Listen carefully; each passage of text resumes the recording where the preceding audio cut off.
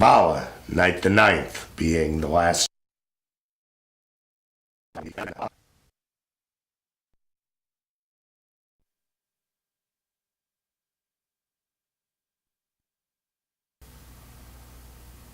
Bala, night the ninth, being the last judgment. And Los and Enitharmon builded Jerusalem, weeping over the sepulchre and over the crucified body, which to their phantom eyes appeared still in the sepulchre. But Jesus stood beside them in the spirit, separating their spirit from their body. Terrified at non-existence, for such they deemed the death of the body, Los, his vegetable hands outstretched, his right hand branching out in fibrous strength, seized the sun. His left hand, like dark roots, covered the moon and tore them down, cracking the heavens across from immense to immense. Then fell the fires of eternity with loud and shrill sound of loud trumpet, thundering along from heaven to heaven, a mighty sound articulate. Awake, ye dead, and come to judgment from the four winds. Awake and come away. Folding like scrolls of the enormous volume of heaven and earth, with thunderous noise and dreadful shakings rocking to and fro, the heavens are shaken, and the earth removed from its place. The foundations of the eternal hills discovered. The thrones of kings are shaken. They have lost their robes and crowns. The poor smite their oppressors. They wake up to the harvest. The naked warriors rush together down to the seashore, trembling before the multitudes of slaves now set at liberty. They are become like wintry flocks, like forests stripped of leaves.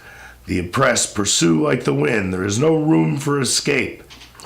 The specter of Enitharmon, let loose in the troubled deep, wailed shrill in the confusion, and the specter of Urthona received her in the darkening south.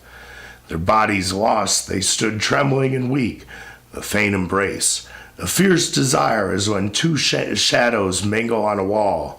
They wail and shadowy tears fall down, and shadowy forms of joy mixed with despair and grief. Their bodies buried in the ruins of the universe mingled with the confusion. Who shall call them from the grave? Rahab and Tirzah wail aloud in the wild flames. They give up themselves to consummation. The books of Urizen unroll with dreadful noise. The folding serpent of Orc began to consume in fierce raving fire. His fierce flames issued on all sides, gathering strength in animating volumes, roaring abroad on all the winds, raging intense, reddening into resistless pillars of fire, rolling round and round, gathering strength from the earth's consumed and heavens and all hidden abysses. Wherever the eagle is explored, or lion or tiger trod, or where the comets of the night or stars of asterial day have shot their arrows or long-beamed spears in wrath and fury. And all the while the trumpet sounds from the clotted gore, and from the hollow den start forth the trembling millions into flames of mental fire, bathing their limbs in the bright visions of eternity. Then like the doves from pillars of smoke, the trembling families of women and children throughout every nation under heaven cling round the men in bands of 20s and of 50s, pale as snow that falls around a lifeless tree upon the green. Their oppressors are fallen. They have stricken them. They awake to life. Yet pale the just man stands erect and looking up to heaven, trembling and stricken by the universal stroke, the trees unroot. The rocks groan horrible and run about. The mountains and the rivers cry with a dismal cry. The cattle gather together. Lowing they kneel before the heavens. The wild beasts of the forest tremble. The lion, shuddering, asks the leopard, "Feelest thou the dread I feel, unknown before?"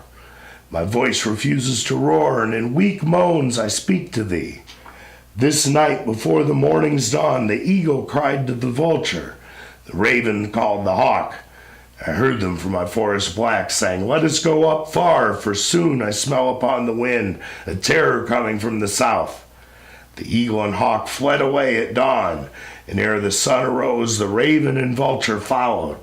Let us flee also to the north. And they fled. The sons of man saw them depart in dismal droves. The trumpet sounded loud, and all the sons of eternity descended into Beulah. In the fierce flames, the limbs of mystery lay consuming with howling and deep despair.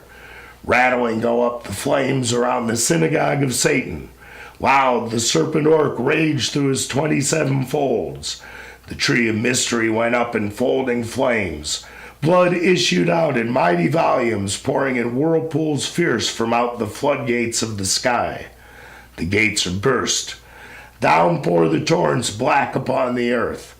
The blood pours down incessant, and kings in their palaces lie drowned. Shepherds, their flocks, their tents, roll down the mountains in black torrents. Cities, villages, high spires, and castles, drowned in the black deluge. Shoal on shoal float the dead carcasses of men and beasts, driven to and fro on waves of foaming blood beneath the black incessant sky, till all mystery's tyrants are cut off, and not one left on earth. And when all tyranny was cut off from the face of the earth, around the dragon form of Urizen and round his stony form, the flames rolling intense through the wild universe began to enter the holy city. Entering, the dismal clouds and furrow lightnings break their way, the wild flames licking up the bloody deluge, living flames winged with intellect and reason round the earth. They march in order flame by flame from the clotted gore and from the hollow den.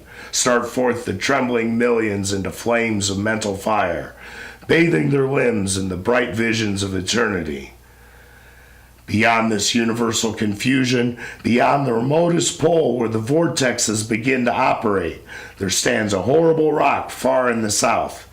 It was forsaken when Urizen gave the horses of light into the hands of Luva. In this rock lay the faded head of the eternal man, and wrapped around with weeds of death. Pale, cold, in sorrow and woe, he lifts the blue lamps of his eyes and cries with heavenly voice. Bowing his head over the consuming universe, he cried, "A weakness and a weariness, a war within my members. My sons, exiled from my breast, pass to and fro before me.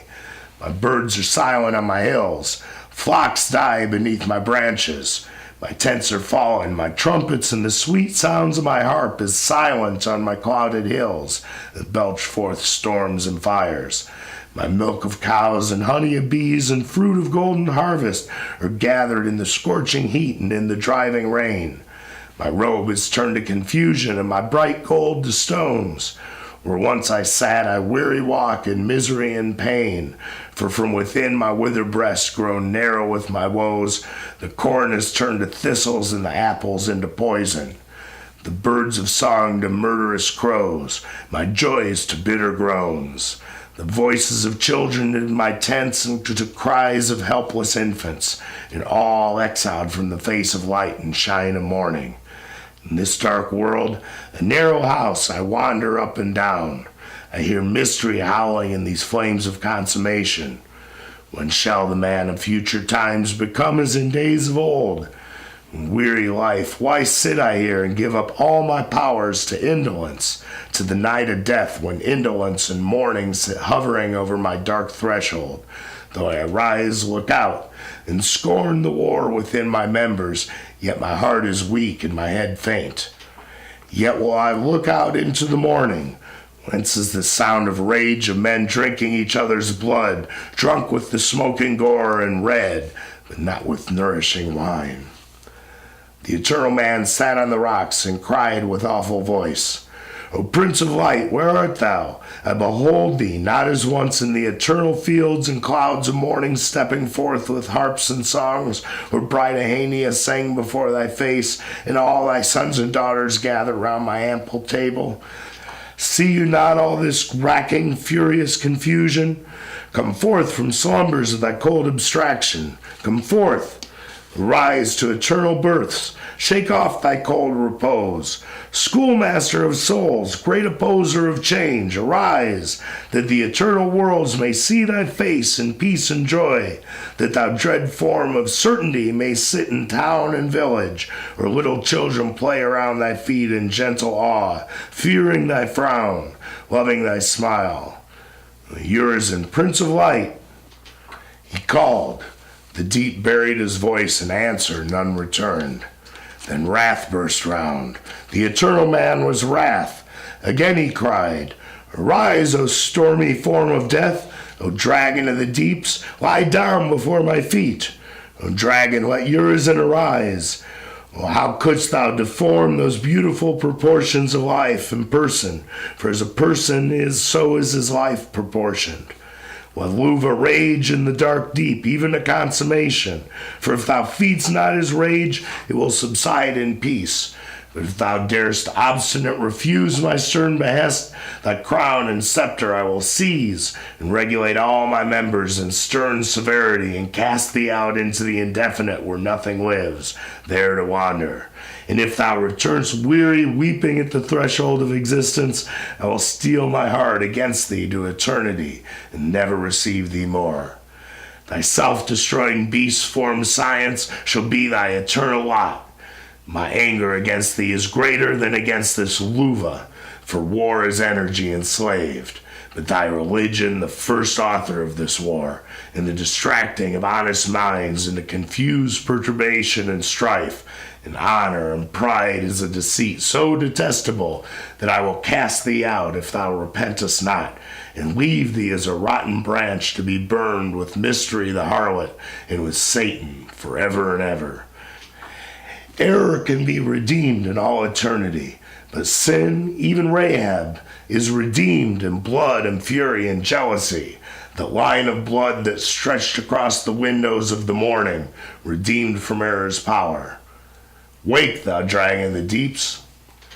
Urizen wept in the dark deep, anxious his scaly form to reassume the human, and he wept in the dark deep, saying, Oh, that I had never drank the wine, nor eat the bread of dark mortality, nor cast my view into futurity, nor turn my back, darkening the present, clouding with a cloud, and building arches high, and cities, turrets, and towers, and domes, whose smoke destroyed the pleasant gardens, and whose running kennels choked the bright rivers, burdening with my ships the angry deep, through chaos, seeking for delight, and in spaces remote, seeking the eternal which is always present to the wise, seeking the pleasure that unsought falls round the infant's path, and on the fleeces of mild flocks would neither care nor labor. But I, the labor of ages, whose unwearied hands are thus deformed with hardness, with the sword and with the spear and with the chisel and the mallet, I, whose labors vast order the nations, separating family by family, alone enjoy not. I alone, in misery supreme, ungratified, give all my joy unto this Luva and Vala. Then go, dark futurity, I will cast thee forth from those heavens of my brain, nor will I look upon futurity more. I cast futurity away and turn my back upon that void which I have made. For lo, futurity is in this moment. Let Orc consume, let Tharmas rage, let darker Thona give all strength to Lawson and Atharman, and let lost self-cursed rend down this fabric as a wall ruined and family extinct. Rage, Orc, rage, Tharmas, Urizen no longer curbs your rage. So Urizen spoke. He shook his snows from off his shoulders and arose, as on a pyramid of mist, his white robes scattering. The fleecy white renewed, he shook his aged mantles off into the fires. Then glorious bright, exulting in his joy, he sounding rose into the heavens in naked majesty and radiant youth. When lo, like gardens in the eastern sky, when vocal May comes dancing from the east, Ahania came exulting in her flight, as when a bubble rises up on the surface of a lake, Ahania rose in joy. Excess of joy is worse than grief. Her heart beat high, her blood burst its bright vessels. She fell down dead at the feet of Urizen, outstretched, a smiling corse. They buried her in a silent cave. Urizen dropped a tear. The eternal man darkened with sorrow. The three daughters of Urizen guard Ahania's death couch, rising from the confusion in tears and howlings and despair, calling upon their father's name upon the rivers dark. And the eternal man said, Hear my words, O Prince of Light. Behold Jerusalem, in whose bosom the Lamb of God is seen, though slain. Before her gates he self-renewed remains eternal, and I through him awake to life from death's dark veil. The times revolve. The time is coming when all these delights shall be renewed, and all these elements that now consume shall reflourish. The bright Ahania shall awake from death, a glorious vision to thine eyes, a self-renewing vision. The spring, the summer to be thine. Then sleep the wintry days in silken garments spun by her own hands against her funeral. The winter thou shalt plow and lay thy stores into thy barns, expecting to receive Ahania in the spring. Joy, immortal thou, regenerate she, and all the lovely sex from her shall learn obedience and prepare for a wintry grave. The spring may see them rise in tenfold joy and sweet delight. Thus shall the male and female live the life of eternity, because the Lamb of God creates himself a bride and wife, that we his children evermore may live in Jerusalem, which now descendeth out of heaven, a city yet a woman, mother of myriads redeemed and born in her spiritual palaces by a new spiritual birth, regenerated from death. Urizen said, I have erred, and my error remains with me. What chain encompasses? In what lock is the river of light confined that issues forth in the morning by measure, in the evening by carefulness? Or shall we take our stand to view the infinite and the unbounded, or where the human feet? For lo, our eyes are in the heavens. He ceased, for riven link from link the bursting universe explodes. All things reversed flew from their centers, rattling bones to bones join. Shaking convulsed, the shivering clay breathes. Each speck of dust to the earth's center nestles round and round in pangs of an eternal birth, in torment and awe and fear. All spirits deceased, let loose from reptile prisons, come back in shoals. Wild furies from the tiger's brain and from the lion's eyes, and from the ox and ass come moping terrors, from the eagle and raven, numerous as the leaves of autumn. Every species flocked to the trumpet, muttering over the sides of the grave and crying in the fierce wind round. Heaving rocks and mountains filled with groans, and rifted rocks suspended in the air by inward fires. Many a woeful company, and many on clouds and waters, friends and fathers, mothers and infants, kings and warriors, priests and chained captives met together in a horrible fear, and every one of the dead appears as he had lived before, and all the marks remain of the slave's scourge and tyrant's crown, and of the priest's overgorged abdomen, and of the merchant's thin, sinewy deception, and of the warrior's outbraving and thoughtlessness in lineaments too extended, and in bones too straight and long. They show their wounds, they accuse, they seize the oppressor. Howlings began on the golden palace, songs of joy on the desert. The cold babe stands in the furious air. He cries, the children of 6,000 years who died in infancy rage furious. A mighty multitude rage furious, naked and pale, standing on the expecting heir to be delivered. Rend limb from limb the warrior and the tyrant reuniting in pain. The furious wind still rends about. They flee in sluggish effort. They beg, they entreat in vain.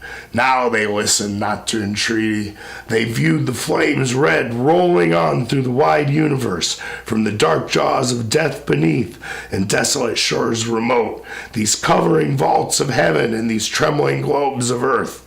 One planet calls to another, and one star inquires of another. What flames are these coming from the south? What noise? What dreadful rout is of a battle in the heavens? Hark, heard you not the trumpet as of fierce battle? While they spoke, the flames came on, intense roaring. They see him whom they have pierced.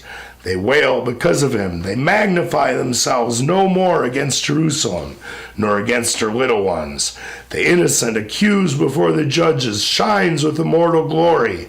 Trembling, the judge springs from his throne, hiding his face in the dust beneath the prisoner's feet, and saying, Brother of Jesus, what have I done? Entreat thy Lord for me, perhaps I may be forgiven. While he speaks, the flames roll on, and after the flames appears the cloud of the Son of Man descending from Jerusalem with power and great glory. All nations look up to the cloud and behold him who was crucified. The prisoner answers, You scourged my father to death before my face, while I stood bound with cords and heavy chains. Your hypocrisy shall now avail you naught. So speaking, he dashed him with his foot. The cloud is blood dazzling upon the heavens, and in the cloud above it, upon its volumes, is beheld a throne and a pavement of precious stones, surrounded by 24 venerable patriarchs, and these again surrounded by 4 wonders of the Almighty, incomprehensible, pervading all amidst and round about. 4-star each and the other reflected. They are named lives and eternity. 4-starry universes going forward from eternity to eternity. And the fallen man who has arisen upon the rock of ages beheld the vision of God. And he arose up from the rock.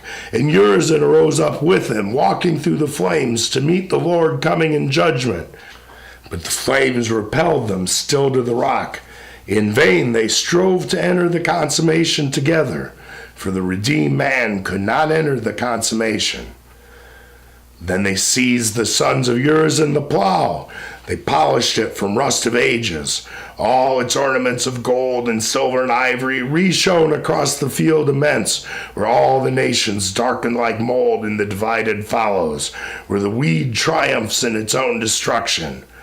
They took down the harness from the blue walls of heaven, starring, jingling, ornamented with beautiful art, the study of angels, the workmanship of demons, when heaven and hell in emulation strove in sports of glory. The noise of rural work resounded through the heaven of heavens. The horses neigh from the battle, the wild bulls from the sultry waste, the tigers from the forest, and the lions from the sandy deserts. They sing, they seize the instruments of harmony. They throw away the spear, the bow, the gun, the mortar. They level the fortifications. They beat the iron engines of destruction into wedges. They give them to Urizen's sons, ringing the hammer's sound in dens of death to forge the spade, the mattock, and the axe, the heavy roller to break the clods, to pass over the nations. The sons of Urizen shout, their father rose. The eternal horses harnessed, they called to Urizen. The heavens moved at their call. The limbs of Urizen shone with ardor. He laid his hand on the plow. Through dismal darkness drave the plow of ages over cities and over all their villages, over mountains and all their valleys, over the graves and caverns of the dead, over the planets and over the void spaces, over sun and moon and star and constellation. Then Urizen commanded, and they brought the seed of men. The trembling souls of all the dead stood before Urizen, weak wailing in the troubled air, east, west, and north and south. He turned the horses loose and laid his plow in the northern corner of the wide universal field, and stepped forth into the immense. Then he began to sow the seed. He girded round his loins with a bright girdle, and his skirt filled with immortal souls. Howling and wailing, fly the souls from Urizen's strong hand. For from the hand of Urizen the myriads fell like stars into their own appointed places, driven back by the winds. The naked warriors rushed together down to the seashores. They are become like wintry flocks, like forests stripped of leaves. The kings and princes of the earth cry with a feeble cry, driven on the unproducing sands and on the hardened rocks. And all the while the flames of Orc follow the venturous feet of Urizen. And all the while the trump of Tharmas sounds. Weeping and wailing fly the souls from Urizen's strong hand. The daughters of Urizen stand with cups and measures of foaming wine, immense upon the heavens with bread and delicate repasts. Then follows the golden harrow in the midst of mental fires, to ravishing melody of flutes and harps and softest voice. The seed is harrowed in, while flames heat the black mold and cause the human harvest to begin. Towards the south first sprang the myriads, and in silent fear they look out from their graves. Then Urizen sits down to rest, and all his wearied sons take the repose on beds. They drink, they sing, they view the flames of orc in joy, they view the human harvest springing up, a time they give to sweet repose, till all the harvest is ripe. And lo, like the harvest moon, Ahania cast off her death clothes. She folded them up in care and silence, and her brightening limbs bathed in the clear spring of the rock. Then from her darksome cave issued in majesty divine. Urizen rose up from his couch on wings of tenfold joy, clapping his hands, his feet, his radiant wings in the immense, as when the sun dances upon the mountains. A shout of jubilee and lovely notes responding from daughter to daughter, from son to son, as if the stars beaming innumerable through night should sing soft warbling, filling earth and heaven. And bright Ahania took her seat by Urizen in songs and joy. The eternal man also sat down upon the couches of Beulah, sorrowful that he could not put off his new risen body in mental flames. The flames refused. They drove him back to Beulah. His body was redeemed to be permanent through mercy divine. And now fierce Orc had quite consumed himself in mental flames, expending all his energy against the fuel of fire. The regenerate man stooped his head over the universe, and in his holy hands received the flaming demon and demoness of smoke, and gave them to Urizen's hand. The mortal frowned, saying, Luva and Vala, henceforth you are servants. Obey and live. You shall forget your former state. Return a love and peace into your place, the place of seed, not the brain or heart. If gods combine against men, setting their dominions above the human form divine, thrown down from their high station in the eternal heavens of human imagination, buried beneath in dark oblivion with incessant pangs, ages on ages, and enmity and war, first weakened, then in stern repentance, they must renew their brightness, and their disorganized functions must again reorganize till they resume the image of the human. Cooperating in the bliss of man, obeying his will, servants to the infinite and eternal of the human form. Luva and Vala descended and entered the gates of dark Urthona, and walked from the hands of Urizen in the shadows of Vala's garden, where the impressions of despair and hope forever vegetate in flowers and fruits and fishes, birds and beasts and clouds and waters, the land of doubts and shadows, sweet delusions, unformed hopes. They saw no more the terrible confusion of the racking universe. They heard not, saw not, felt not all the terrible confusion, for in their orbed senses within, closed up, they wandered at will, and those upon the couches viewed them in the dreams of Beulah as they reposed from the terrible wide universal harvest. Invisible Luva and bright clouds hovered over Vala's head, and thus their ancient golden age renewed. For Luva spoke with voice mild from his golden cloud upon the breath of morning. Come forth, O Vala, from the grass and from the silent dew. Rise from the dews of death, for the eternal man is risen. She walks among flowers and looks toward the eastern clearness. She walks, yea, runs. Her feet are winged on the top of the bending grass. Her garments rejoice in the vocal wind, and her hair glistens with dew. She answered thus, Whose voice is this in the voice of the nourishing air, in the spirit of the morning, awakening the soul from its grassy bed? Where dost thou dwell? For it is thee I seek, and but for thee I must have slept eternally, nor have felt the dew of the morning. Look how the opening dawn advances with vocal harmony. Look how the beams foreshow the rising of some glorious power. The sun is thine. He goes forth in his majestic brightness. O thou creating voice that callest, and who shall answer thee? Where dost thou flee, O fair one? Where dost thou seek thy happy place? To yonder brightness there I haste, for sure I came from thence. or else I must have slept eternally, nor have felt the dew of morning. Eternally thou must have slept, nor have felt the morning dew, but for yon nourishing sun. 'Tis that by which thou art arisen. The birds adore the sun, the beasts rise up and play in his beams, and every flower and every leaf rejoices in his light. Then, O thou fair one, sit thee down, for thou art as the grass. Thou risest in the dew of morning, and at night are folded up. Alas, am I but a flower? Then will I sit me down, then will I weep, then I'll complain and sigh for immortality, and chide my Maker, thee, O sun, that raised me to fall. So saying, she sat down and wept beneath the apple trees. O be thou blotted out, thou sun, that raised me to trouble, that gavest me a heart to crave, and raised me thy phantom, to feel thy heat and see thy light, and wander here alone. Hopeless I am like the grass, and so shall pass away. Rise, sluggish soul, why sitst thou here? Why dost thou sit and weep? Yon sun shall wax old and decay, but thou shalt ever flourish. The sun shall ripen and fall down, and the flowers consume away, but thou shalt still survive. Arise, O dry thy dewy tears. Shall I still survive? Whence came that sweet and comforting voice, and whence that voice of sorrow? O sun, thou art nothing to me now. Go on thy course rejoicing, and let us both rejoice together. I walk among his flocks and hear the bleating of his lambs. Oh, that I could behold his face and follow his pure feet. I walk by the footsteps of his flocks. Come hither, tender flocks. Can you converse with the pure soul that seeketh for her Maker?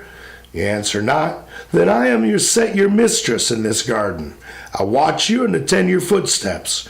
You are not like the birds that sing and fly in the bright air, but you do lick my feet and let me touch your woolly backs. Follow me as I sing, for in my bosom a new song arises to my Lord. Rise up, O sun, most glorious minister and light of day. Flow on, ye gentle airs, and bear the voice of my rejoicing.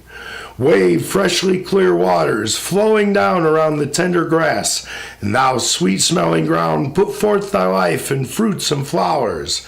Follow me, O my flocks, and hear me sing my rapturous song. I will cause my voice to be heard on the clouds that glitter in the sun. I will call, and who shall answer me? I will sing, who shall reply? For from my pleasant hills, behold, the living springs running from my green pastures, delighting all my trees. I am not here alone, my flocks. You are my brethren, and you birds that sing and adorn the sky. You are my sisters.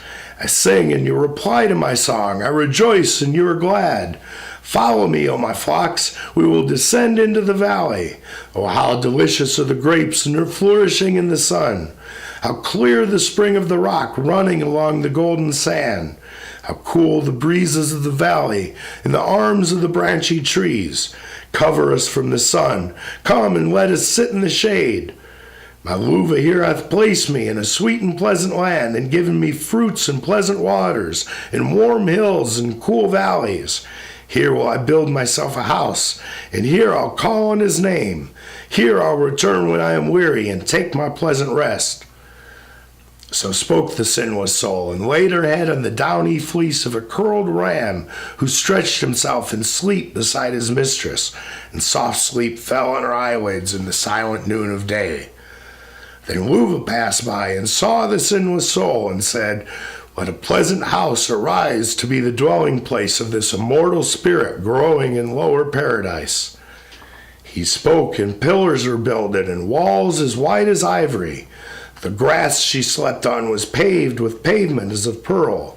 Beneath arose a downy bed, and a ceiling covered all. Val awoke. When in the pleasant gates of sleep I entered, I saw my Luva like a spirit stand in the bright air. Round him stood spirits like me, who reared me a bright house. And here I see thee, house, remain in my most pleasant world. My Luva smiled. I kneeled down. He laid his hand on my head.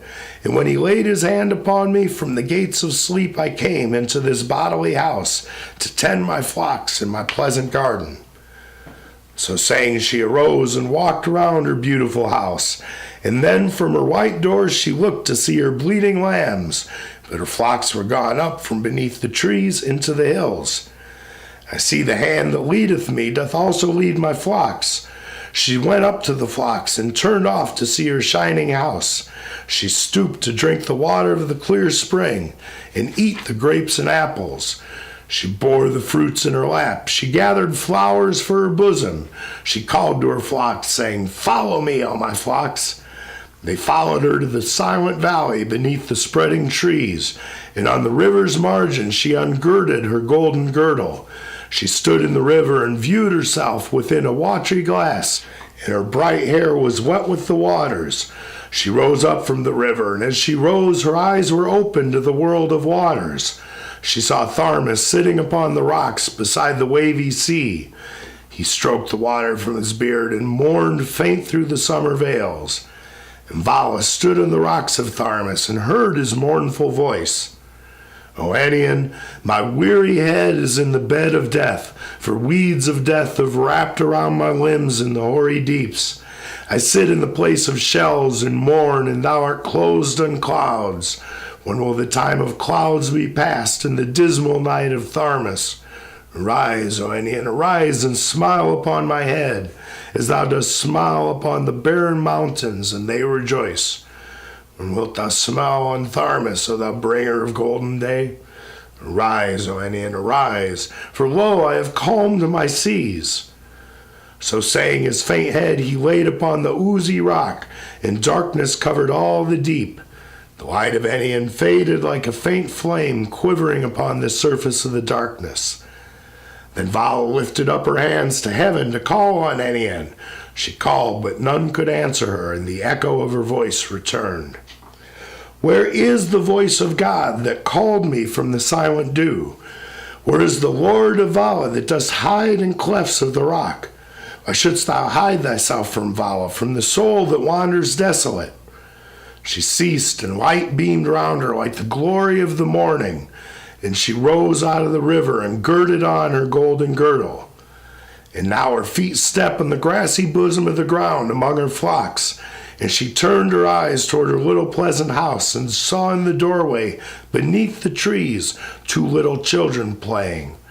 She drew near to her house, and her flocks followed her footsteps. The children clung around her knees. She embraced them and wept over them. Thou, little boy, art Tharmas, and thou, bright girl, Enion. How are you thus renewed and brought into the gardens of Vala? She embraced them in tears till the sun descending the western hills, and then she entered her bright house, leading her mighty children. And when night came, the flocks lay down round the house beneath the trees. She laid the children on the beds which she had saw prepared in the house, then laid herself down and closed her eyelids in soft slumbers. And in the morning, when the sun arose in the crystal sky, Vala awoke and called the children from their gentle slumbers. Awake, O Enion, awake, and let thine innocent eyes enlighten all the crystal house of Vala. Awake, awake, awake, Tharmas, awake, awake, thou child of dewy tears. Open the orbs of thy blue eyes and smile upon my gardens. The children woke and smiled on Vala.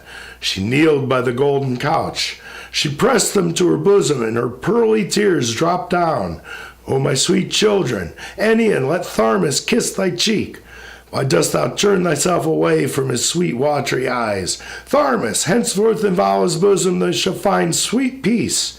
O bless the lovely eyes of Tharmas and the eyes of Enion. They rose, they went out wandering, sometimes together, sometimes alone. And why weepst thou, Tharmas, child of tears, in the bright house of joy? Doth Enion avoid the sight of thy blue heavenly eyes? And dost thou wander with thy lambs, and wet their innocent faces with thy bright tears, because the steps of Enion are in the gardens? Rise, sweet boy, and let us follow the path of Enion. So saying, they went down into the garden among the fruits, and Enion sang among the flowers that grew around among the trees.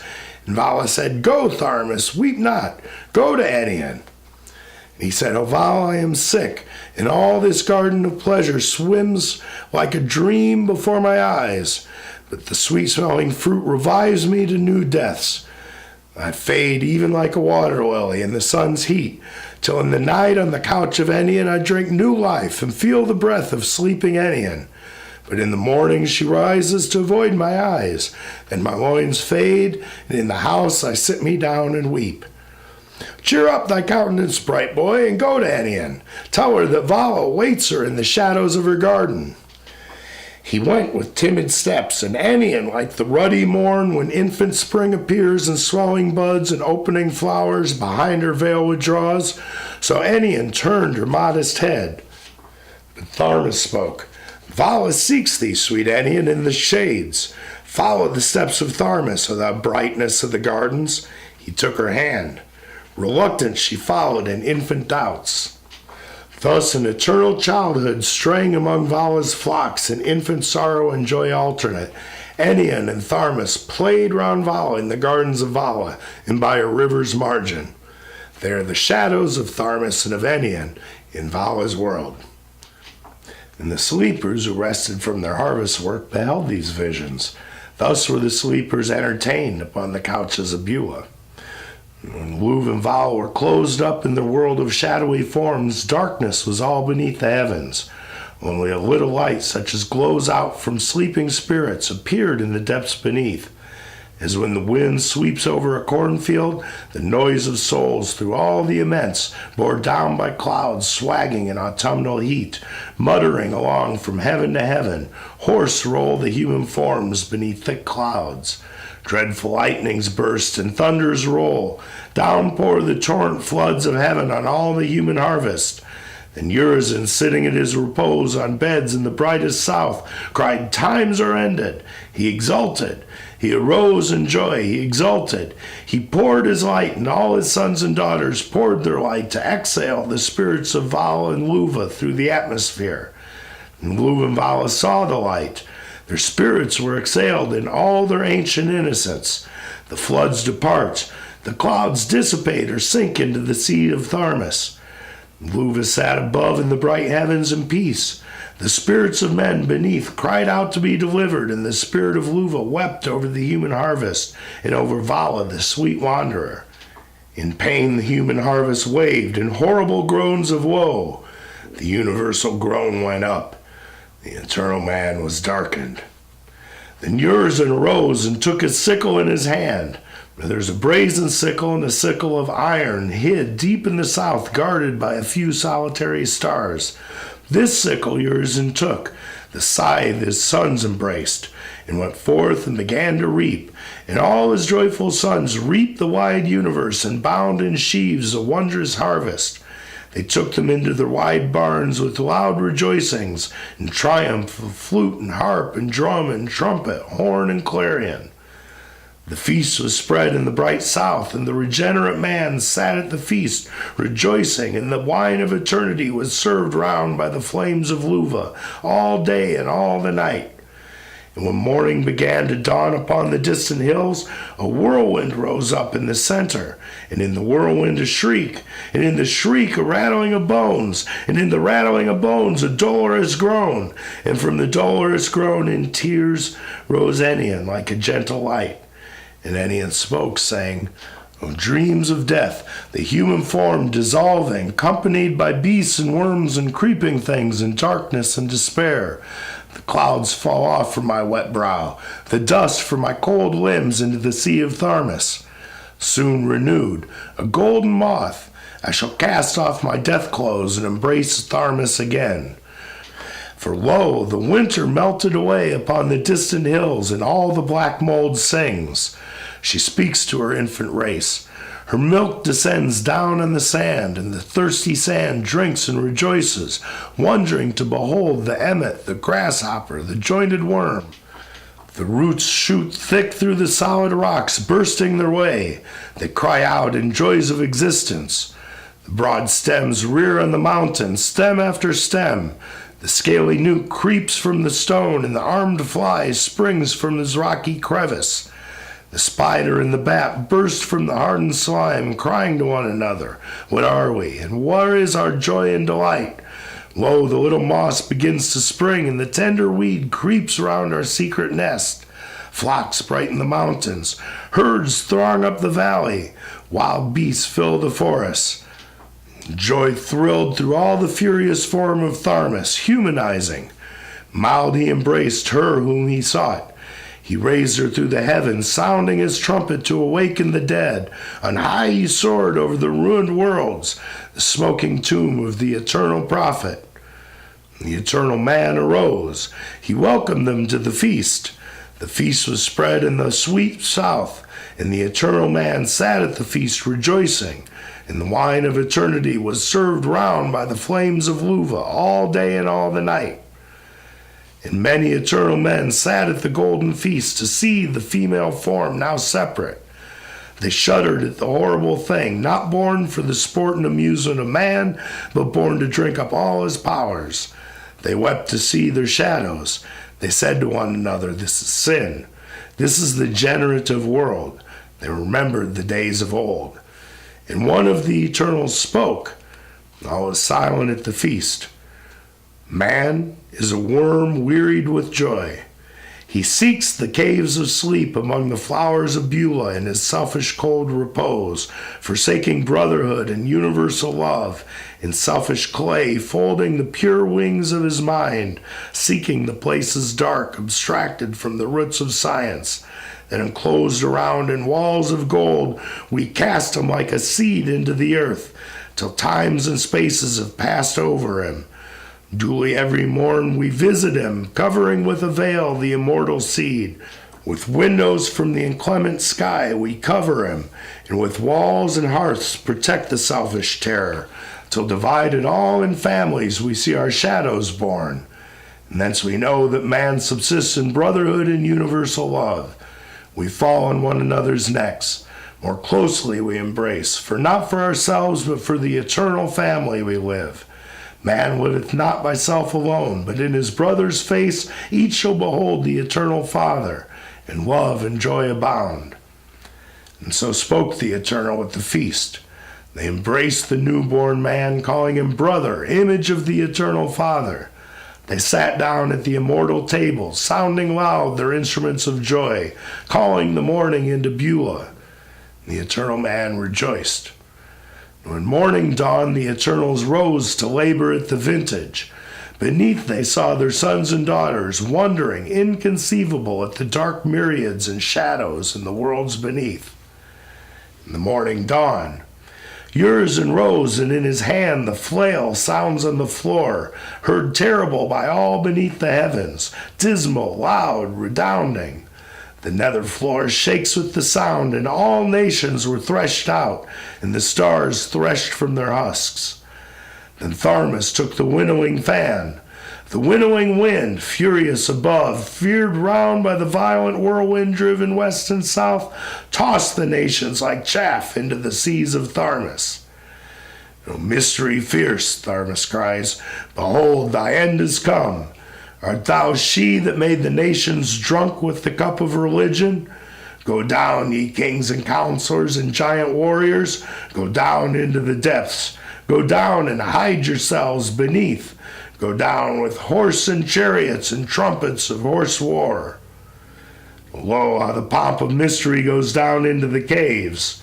Her great men howl and throw the dust and rend their hoary hair. Her delicate women and children shriek upon the bitter wind, spoiled of their beauty, their hair rent and their skin shriveled up. Lo, darkness covers the long pomp of banners on the wind, and black horses and armed men and miserable bound captives. Where shall the graves receive them all? And where shall be their place? And who shall mourn for mystery, who never loosed her captives? And with the slave grinding at the mill, run out into the field. Let him look up into the heavens and laugh in the bright air. Let the enchained soul shut up in darkness and in sighing, whose face has never seen a smile in 30 weary years, rise up and look out. His chains are loose, his dungeon doors are open. And let his wife and children return from the oppressor's scourge. They look behind at every step and believe it is a dream. Are these the slaves that groaned along the streets of mystery? Where are your bonds and taskmasters? Are these the prisoners? Where are your chains? Where are your tears? Why do you look around?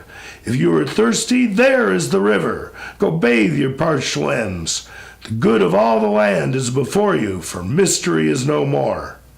And all the slaves from every earth in the wide universe sang a new song, drowning confusion in its happy notes, while the flail of Urizen sounded loud in the winnowing wind of Tharmas, so loud, so clear in the wide heavens. And the song they sang was this, composed by an African black from the little earth of Sotha. Aha, aha. How came I here so soon in my sweet native land? How came I here? Methinks I am as I was in my youth, when in my father's house I sat and heard his cheering voice. Methinks I see his flocks, his herds, and feel my limbs renewed. And lo, my brethren in their tents, and the little ones round them. The song arose to the golden feast. The eternal man rejoiced. Then the eternal man said, Luva, the vintage is ripe. Arise. The sons of Urizen shall gather the vintage with sharp hooks, and all thy sons, O Luva, bear away the families of earth. I hear the flail of Urizen. His barns are full, and no room remains, and in the vineyard stand the abounding sheaves beneath the falling grapes that odorous burst upon the winds. Arise, my flocks and herds, trample the corn, my cattle, browse upon the ripe clusters. The shepherds shout for Luva, Prince of Love. Let the bulls of Luva tread the corn and draw the loaded wagon into the barn, while children glean the ears around the door. Then shall they lift their innocent heads and stroke his furious nose, and he shall lick the little girl's white neck, and on her head scatter the perfume of his breath. While from his mountains high the lion of terror shall come down, and bending his bright mane and couching at their side, shall eat from the curled boy's white lap his golden food, and in the evening sleep before the door. Attempting to be more than man, we become less, said Luva, as he arose from the bright feast drunk with the wine of ages. His crown of thorns fell from his head. He hung his living lyre behind the seat of the eternal man and took his way, sounding the song of loss, descending to the vineyards bright. His sons arising from the feast with golden baskets follow, a fiery train as when the sun sings in the ripe vineyards. Then Luva stood before the winepress. All his fiery sons brought up the loaded wagons with shoutings. Ramping tigers play to the jingling traces. Furious lions sound the song of joy to the golden wheels circling upon the pavement of heaven, and all the villages of Luva ring. The golden tiles of the villages reply to violins and tabors, to the pipe, flute, lyre, and cymbal. Then fell the legions of mystery and maddening confusion down through the immense with outcry, fury, and despair into the wine presses of Luva. Howling fell the clusters of human families through the deep. The wine presses were filled. The blood of life flowed. Plentiful odors of life arose all round the heavenly arches, and the odors rose singing this song. O terrible wine presses of Luva, O caverns of the grave, how lovely the delights of those risen again from death. Trembling joy. Excess of joy is like excess of grief. So sang the human odors round the wine presses of Luva. But in the wine presses is wailing, terror, and despair. Forsaken of their elements, they vanish and are no more. No more but a desire of being, a distracted, ravening desire, desiring like the hungry worm and like the gaping grave. They plunge into the elements. The elements cast them forth, or else consume their shadowy semblance. Yet they obstinate, though pain to distraction, cry, "Oh, let us exist, for this dreadful non-existence is worse than pains of eternal birth. Eternal death, who can endure? Let us consume in fires, in waters stifling, or in airs corroding, or in earth shut up. The pangs of eternal birth are better than the pangs of eternal death." Now how red the sons and daughters of Luva, how they tread the grapes. Laughing and shouting, drunk with odors, many fall, or wearied. Drowned in the wine is many a youth and maiden. Those around lay them on skins of tigers or the spotted leopard or wild ass till they revive, or bury them in cool grots making lamentation. But in the wine presses the human grapes sing not nor dance. They howl and writhe in shoals and torment, in fierce flames consuming, in chains of iron, and in dungeons circled with ceaseless fires, in pits and dens and shades of death, in shapes of torment and woe, the plates, the screws, racks, saws, cords, fires, and floods, the cruel joy of Luva's daughters, lacerating with knives and whips their victims, in the deadly sports of Luva's sons. Timbrels and violins sport round the wine presses. The little seed, the sportive root, the earthworm, the small beetle, the wise emmet dance round the wine presses of Luva. The centipede is there, the ground spider with many eyes, the mole clothed in velvet, the earwig armed, the tender maggot, emblem of immortality, the slow slug, the grasshopper that sings and laughs and drinks. In the winter comes, he folds his slender bones without a murmur. There is the nettle that stings with soft down, and there the indignant thistle, whose bitterness is bred in his milk and who lives on the contempt of his neighbor. There all the idle weeds that creep around the obscure places show their various limbs, naked in all their beauty, dancing round the wine presses. And they dance around the dying, and they drink the howl and groan. They catch the shrieks in cups of gold, they hand them to one another.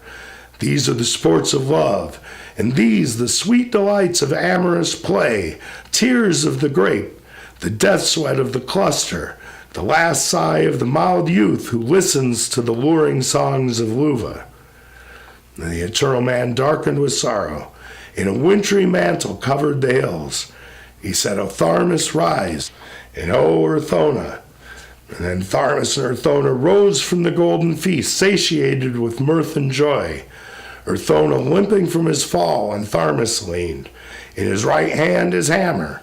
Tharmas held his shepherd's crook, beset with gold. Gold were the ornaments formed by the sons of Urizen.